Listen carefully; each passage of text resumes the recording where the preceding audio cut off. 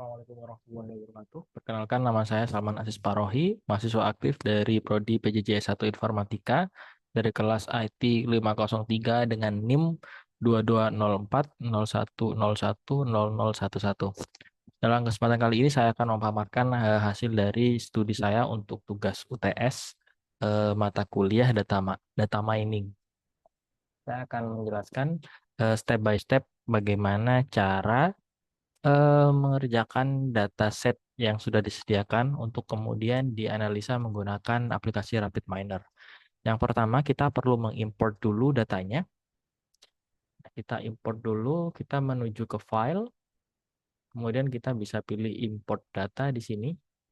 Nah, misalkan datanya di my computer, eh, datanya sudah saya simpan di downloads. Bentar, maka downloads dulu. Kebetulan format datanya itu CSV.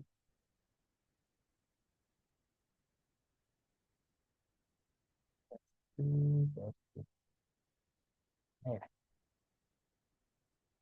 Ini daftar persetujuan eh, kredit missing CSV. Kemudian kita langsung next saja. Nah, ini next saja. Itu tadi ini tampilan dari datanya. Jadi ada 800 eh, baris. Kemudian ada terdiri dari beberapa kolom. Nah, ada beberapa kolom. Kita next saja dulu. Kemudian kita misalkan simpan dulu datanya di sini. Nah, di sini namanya misalkan karena saya sudah pernah buat, saya eh, ganti tambahkan dengan angka 2. Saya finish. Nah, ini merupakan datanya. Nah, dari datanya ini sudah masuk, sudah kita import. Nah, kemudian kita ingin tahu dulu tipe datanya ada apa aja. Jadi di sini kita bisa ke statistik. Nah, di statistik ini kita bisa lihat tipe datanya. Nah, tipe datanya itu di sini ada nominal. Nominal itu biasanya berupa teks. Nah, karena ada nama nasabah, di sini ada nama nasabah. Nah, ini nominal. Kemudian ada data integer. Nah, itu seperti umur. Kemudian ada data real. Itu seperti jumlah pinjaman. Nah, jadi ada tiga data, ada tiga macam data. Ada real, integer, kemudian ada nominal. Seperti itu. Nah, kalau yang berikutnya lagi, saya akan jelaskan tentang gimana caranya kita membuat correlation matrix dari data dengan tipe numerik. Oke. Jadi yang pertama kita lakukan, kita pergi ke desain dulu. Kita pergi ke desain dulu di sini. Kemudian setelah dari desain, kita masukkan dulu. Nah, datanya di sini itu tadi datanya nomor 2 ini ya. Nah, ini kita geser dulu, masukkan ke sini. Nah, seperti ini. Kalau sudah seperti ini, kita sebelum kita buat beri operator correlation matrix, kita set dulu untuk memilih datanya hanya data numerik saja, yaitu kita perlu ke bagian bentar,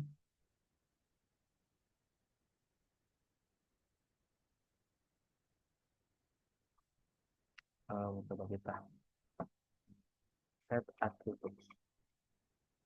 Nah, select atribut, sorry, select atribut dulu ya di sini. Nah, ini kita hubungkan dulu. Sorry, ini tadi dihubungkan ke res dulu sebenarnya seperti ini. Kemudian kita di sini bisa pilih untuk set datanya ke numerik. Nah, di sini kita pilih dulu atribut filter type-nya itu type of values. Kita pilih yang real sama integer karena numerik saja. Ya, di sana karena numerik aja jadi kita pilih yang itu. Kemudian setelah itu kita berikan lagi operator correlation matrix. Nah, kita masukkan correlation matrix di sini. Nah, di sini kita masukkan correlation matrix-nya. Kemudian setelah itu kita perlu hubungkan dulu di sini ya matriksnya. Nah, ini kita perlu hubungkan dulu ke result seperti ini. Nah, kalau sudah seperti ini baru kita bisa langsung play. Nah, coba kita lihat. Oh, sorry, connection support. Oke. Nah,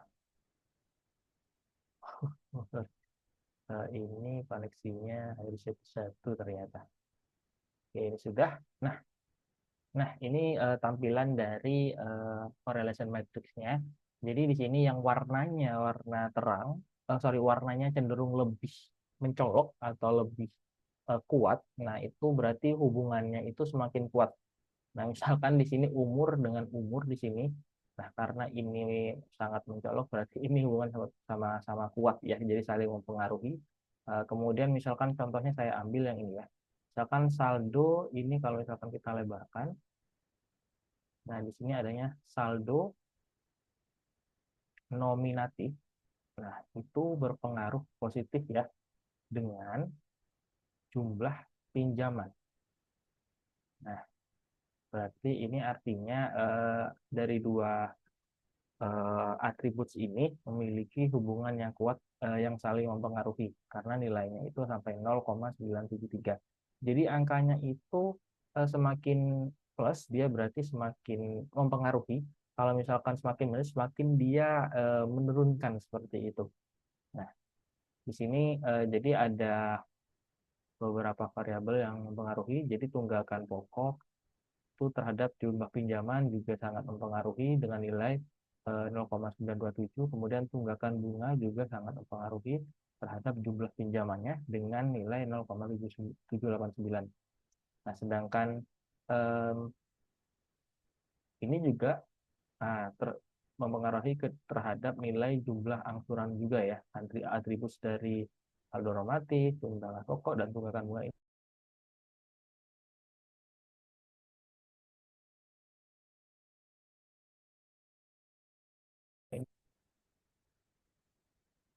Previewnya, preview tabelnya itu seperti ini. Nah, ini angka-angkanya kalau misalkan kita ingin lihat di ke tabelnya seperti itu. Ya, kalau ini matrix visualization-nya, jadi kalau misalkan warnanya merah merah terang berarti dia sangat mempengaruhi. Kalau misalkan kuning dia cenderung tidak berpengaruh seperti itu. Atau misalkan yang putih ini, nah ini tambah tidak ada pengaruh apa-apa. Oke, ini adalah correlation matrix. Sekarang saya akan menjelaskan bagaimana membuat step by step untuk metode klasifikasi dengan decision tree. Decision tree. Nah, ini kita delete dulu tadi operator yang tadi. Kita akan membuat yang pertama karena decision tree tidak boleh kosong, missing values. Jadi yang pertama kita harus buat dulu. Sorry, ini kita cek dulu datanya. Nah, coba kita lihat dulu datanya. Oh, sorry, ini. Nah, di sini datanya itu, di statistik itu ada missing value-nya. Nah, ini ada missing value di sini. Nah, ini perlu kita hilangkan dulu missing value-nya dengan cara menggunakan atribut ini. Jadi kita perlu hilangkan dulu missing value dengan cara missing. Nah, replace missing values. Jadi kita akan mengganti value-nya itu dengan nilai rata-rata. Nah, untuk semua atribut, misalkan ada atribut salah satu atribut yang umur dia yang angkanya nggak ada, jadi kita ambil kasih dia isi dengan nilai rata-ratanya seperti itu. Kemudian setelah kita mengganti ya replace missing values, kita akan langsung membuat decision tree-nya seperti itu. Bentar.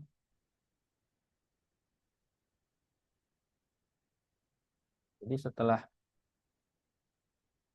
kita memastikan missing value-nya sudah aman, nah kita membuat kita set role-nya dulu. Maaf, kita set role-nya dulu. Nah, kita beri atribut set role di sini, di mana set role ini tujuannya kita mau melihat atribut yang mana yang, variabel output apa yang mempengaruhi. Jadi kita edit di sini dulu. Karena ini tadi itu datanya, kita tuh ingin tahu statusnya tadi tuh status kreditnya itu lancar atau macet.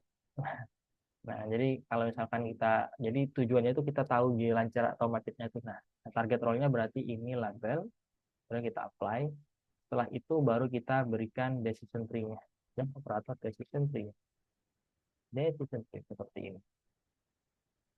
Oke, ini sudah ada decision tree-nya. Kita buat maksimal depth-nya itu 10 di sini. Ya, kita buat maksimal depth-nya itu 10. Kita lihat dulu atau kita buat 5 dulu. Seperti ini. Kemudian kita coba run. Nah, jadi yang mempengaruhi itu tunggakan pokok dan call. Call itu adalah tadi yang tergolong lancar dan tidak lancar. Kalau misalkan dia lebih dari eh, dua, kalau nggak salah dia itu, nah ini ya, kalau lebih dari dua itu macet, kalau kurang dari dua ada lagi dengan jumlah pinjamannya, misalnya dia cenderung lebih lancar seperti itu. Ini kalau misalkan dip-nya itu kita buat 5. Sekarang kita coba buat lebih banyak lagi, dip-nya itu kita buat 10 seperti default-nya tadi. Nah, kemudian kita play. Nah, di sini udah mulai terlihat banyak pengaruh-pengaruhnya. Pengaruh yang paling besar tadi saya sudah jelaskan, yaitu dari tunggakan pokok dan call ini. Kemudian yang paling bawah itu adalah di sini itu umur. Jadi umur itu yang paling bawah sama jumlah pinjaman. Nah, jadi yang paling tidak mempengaruhi ya terhadap status kredit lancar atau macetnya seperti itu.